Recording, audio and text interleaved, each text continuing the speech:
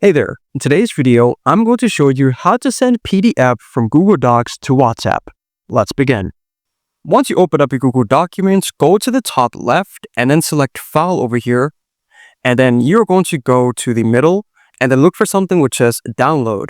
After selecting Download, go to the right side and you are going to select PDF document.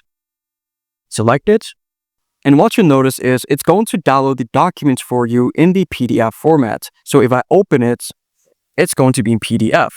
Now, if you simply want to send it, you're going to open up WhatsApp first.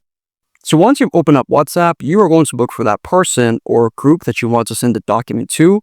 Then you're going to go to the bottom here and then select this little clip or attach icon. And then you're going to select Document. And then it's going to show you a little preview of the document. So once you've decided that you want to send it, go to this green button and then select Send. And there you go. If this video helped you out, then please leave a like and consider subscribing. It's free and it helps the channel to make more videos like this. Thanks for watching and see you in the next one.